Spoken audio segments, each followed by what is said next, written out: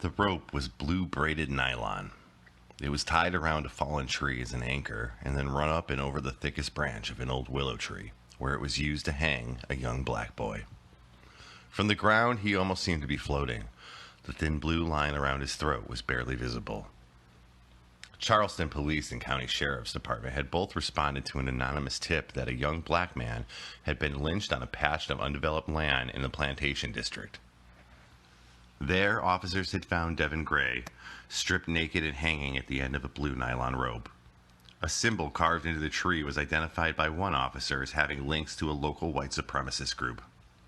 It looked like a weird letter Y inside a triangle.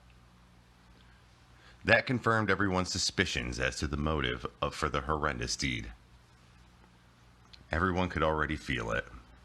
Hours before Devin Gray's body would be cut down from that tree, everyone there knew exactly what it meant for Charleston.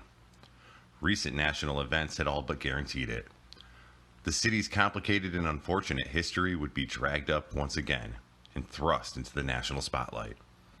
Twilight was already creeping through the clouds, and by noon, reporters would be pouring in from around the country. Soon, protesters would be demonstrating, and then the racist far-right counter-protesters would crawl out of their holes. Devin swayed in the trees, stripped of all his humanity, bloated, bloodied, and stiff. The officers below tried not to let the sight bother them. Some even told jokes. When someone asked who was going to get coffee, one quipped that he would because it beat hanging around. Some seemed almost hostile, as if it were an inconvenience that would ruin their days and weeks to come. For many, however, there was sadness. How could something like this happen in this day and age?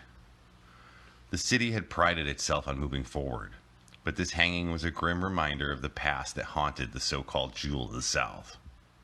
Like the fingerprints of the children born into bondage left indelibly in the bricks that comprised its historic downtown, it seemed hatred had left a lasting mark on Charleston. And no matter how distant and forgotten those marks became, their hold on the city would not fade. All the regal city streets, romantic carriage rides, historic homesteads, and stately manors could never change the story of those bricks. Now Devin Gray was gone. His story just another chapter in an endless book of black lives stolen away since the first ship of enslaved men docked at Charleston's ports.